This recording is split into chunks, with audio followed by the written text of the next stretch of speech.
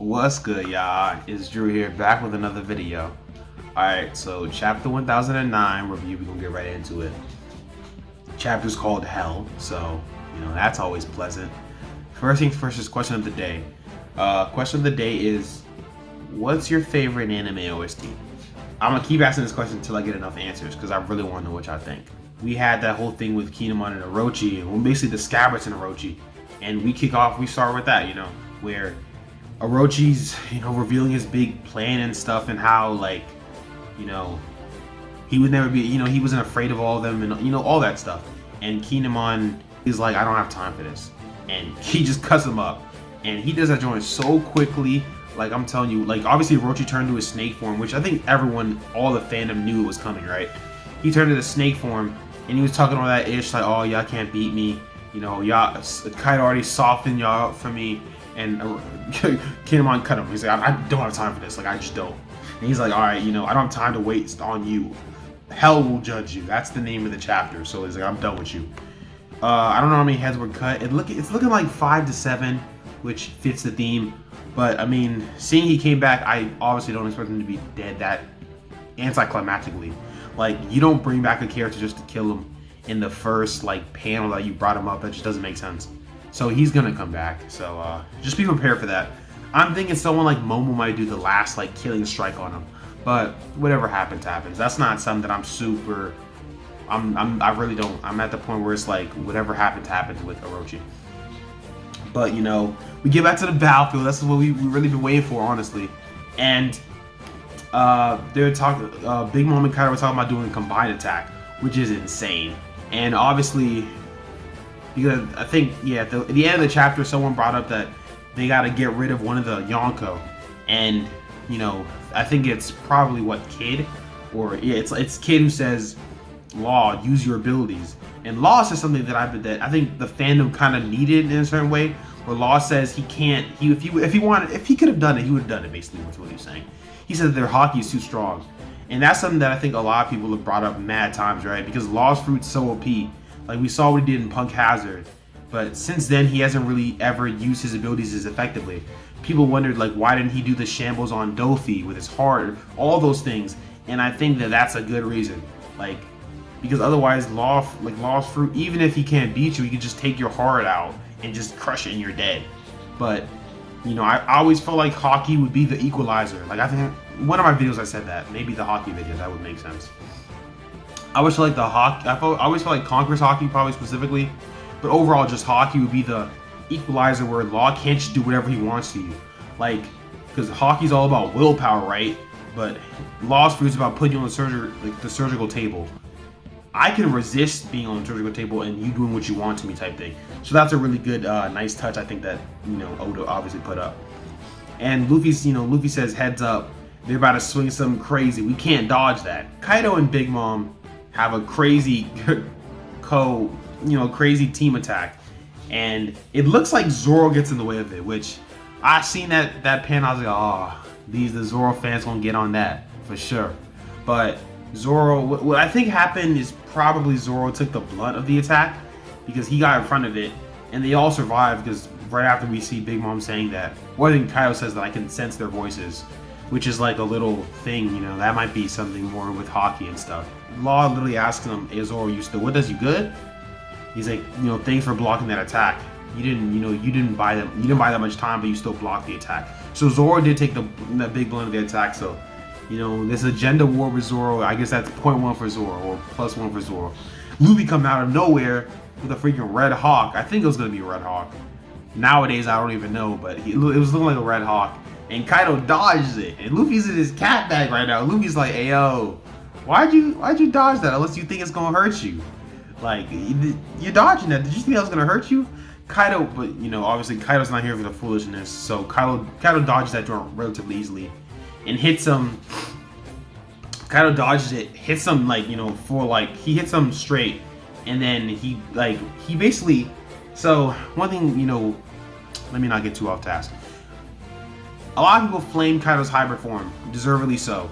The hype that the hybrid form had and Kaido's fruit being as cool as it was, we expected a better hybrid form. But he did a kind of cool thing here where I think before he had normal feet, but his feet turned dragon-like. but it still seemed like he was kind of still hybrid-like. So it was like a thing where he could be like almost more percentage of dragon, if that makes sense. Maybe I'm not making super amount of sense, but it's kind of seemed that kind of seems to be what happened there, because his feet turned to a tail. So Kaido flew up and used an attack called 3 Realms Ragnarok, which, I mean, that joke was gas. That's a crazy lightning technique. I feel like Kaido is like we saw that in his dragon form, he has all these elements, and obviously even in his like Oni form, he has like the lightning attacks, like the thunder Bagua and all that stuff. But he brings out the Ragnarok, which it looks like it was basically a direct hit off. It was basically a direct hit on Luffy, but Luffy, blocked with his arms, which is not a crazy amount of defense, but still. But the rest of the worst generation were planning on something. Law can't room the Yonko, but he can room the homies. So he rooms Zeus, gets Zeus out of there, puts him in that metal box that Kid creates. And then Zoro pulls up a Prometheus and cuts it, because as we know, Zoro can cut Prometheus. So he pulls up with the technique he calls Flame Sight's Crossroads of the 6 Paths, which is, shout out all the Naruto fans, obviously the Sage 6 Paths and all that stuff. It's obviously from the same, mythology, because Zoro has the Ashura thing, and we know about Ashura from Naruto. But, he cuts Prometheus, and Kid pulls up on, I actually forgot the name of Big Mom's sword, but Kid pulls up on that, which is all 3 of Big Mom's main, homies that she uses for a battle. So Big Mom's she's not out of power, but she's out of her main homie fighting force. And Kid uses those harpoons that everyone was, memeing. He pulls up with them joints with basically an attack called Punk Pistols, which are basically bullets on Big Mom. But as we know, Big Mom is Big Mom, so she pulls up and basically did you think that could beat me? So, Big Mom is getting, I don't know how, so it's interesting because I don't know how people will take this chapter with Big Mom, because Big Mom up until now has been by far the most impressive. And, I'm going to get to that point, but, they pretty much targeted her this chapter, and I don't know if she had the best of best showings, if that makes sense. Especially with, how the chapter's going to end, but I'll get to that when I get to that. So she basically, punches Kid full force, because I guess the worst generation thought it was sweet just because she didn't have the homie. She still got the hands on her, so but Kid basically uses repel, which is to remove all the machinery off of him, and Law uses tact to basically use the giant rock, or the giant rock, and hit Big Mom. And as we all know, they're fighting on onigashima, the little head. So the rock, Big Mom's what's the point of hitting me with the boulder? What is it gonna do to me? But then she doesn't realize that she don't have Zeus, she don't have Prometheus, and she don't have her sword. So she don't have any flight abilities. And what's down below? Go ahead, look real quick. What's down below? The ocean. So Big Mom is now, Law says, Zeus can't save you. And, Law says it's time for you to drop out. And chapter ends, Big Mom hurtles towards the surface. So no break next week. That's hype. Honestly, more hands on the more overall hands. So I don't know. I don't know who said this, but I think even for chapter 1000, I thought of it this way, where Luffy would fight Kaido primarily, and the rest of the Worst Generation would hang with Big Mom. So I mean, we saw Luffy. I wouldn't even call what was happening a fight. Kaido was kind of thrashing him back there, and Zoro, Kid, Killer, and Law are all fighting Big Mom, and they're doing a pretty good job. I think Big Mom might get some slander off this, honestly, just looking at how things are going. But I mean, to me, that's not. I don't think that's slander. You have four supernovas fighting in unison on her, and they're not beating her. They're just putting her in a situation in which she might fall into the water. She can't fly. Not everyone can just fly. Zoro can't fly. Kid can kind of fly. Killer cannot fly. So she's in a predicament, honestly. But she's a yonko, so I expect more. So I'm gonna expect her to get out of the situation, not unharmed, but I'm expecting her to come back within a couple chapters. And I do not want to see her lose her memory. That's not what we're here for. This is time for battle right now. But looking at Luffy versus Kaido, it's interesting because I still think the gap between those two is just too large right now. But I mean, Luffy, if he can fight Kaido in base form, that's that's a really, really great sign. He hit him with the Red Hawk, and Kaido did dodge that. That is something that, like, he's the only attacks I think he's dodged so far on the fight are, it has to be that one's like the slash from Zoro at the beginning, right? That's the only attack that Kaido's dodged. Big Mom told him to dodge it, but still. So he's now dodged 2 attacks, the Zoro slash and Luffy's Red Hawk, and I think that has to mean something. Ocean Sovereignty, that's what it was for the people that I mispronounced that word earlier. That's the attack that Kaido used. But anyway, like just looking at it overall, like this is the big predicament that I've always been saying for like 9 chapters now, right? My predicament is obviously I could see them ganging up and beating one Yonko. I could see them, beating Kaido that way or even beating Big Mom that way. But to if they knock off Big Mom and she loses her memory or she's out of the fight for the rest of the arc, it's gonna be trash. I'm gonna be honest. I'm not gonna like that. It's not gonna make a lot of sense. But at the same time, if you don't do that and you fight the 5 Worst Generation members versus the 2 Yonko, it's gonna make even less sense. I'm gonna be like, bro, how are you able to hang with them? That doesn't make any sense. Again, it's like the more we get of it, the more I'm convinced that Oda rode himself into a wall or a corner. But I mean, Oda, I gotta trust in his writing, honestly. I guess I gotta talk about the Kanjuro and Orochi stuff. I feel like I don't got much to say because I was just expecting it.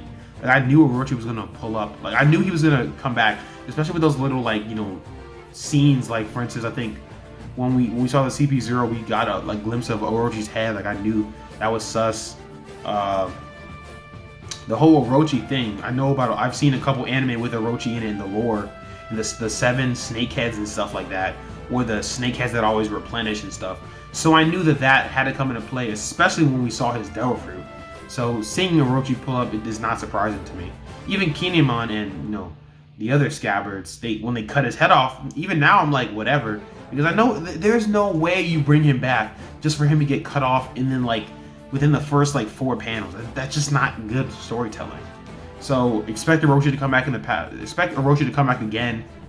I think Momo might do the final hit, especially because I think maybe, I don't know who said this, what a One Piece YouTuber said it. Maybe it was Mr. Morge. It was probably Mr. Morge. I've been watching his videos the last couple weeks. I think he said that his big reason, it was definitely Mr. Morge, because he was talking about why the raid on Onigashima will fail. His main reason for why it'll fail. First, obviously, check out his channel. But his main reason why he thought it would fail was because during the beginning, right before the raid, Momo says that I'm not ready for the sword, and that if he's ever gonna be ready for the sword, it would make sense for him to get it when he's ready. Meaning, this raid that they're doing right now is not going to be successful because he's not ready yet. When he uses the blade, then he'll be ready. And that's what I'm thinking might just happen, where Momo uses the sword and then he's ready. He's the full samurai and everything, and he inherits the full Kozuki, tradition and stuff like that. But right now, I don't know. I just think Orochi's gonna keep coming back, I don't know. He's a weird fellow, but just let me know what your overall thoughts on the chapter. I thought it was a really fire chapter, honestly. We got to see some boxing and we got some Kinemon. Well, I mean, if y'all want Kinemon's cool to me. He's not a bad character, but I think this is mostly about the Worst Generation and Yonko battle, because I think we got some of that from last chapter. But again, I'm still stuck on how they're gonna win this battle. But I mean, obviously, just let me know what y'all think down below. But I'm out, so peace.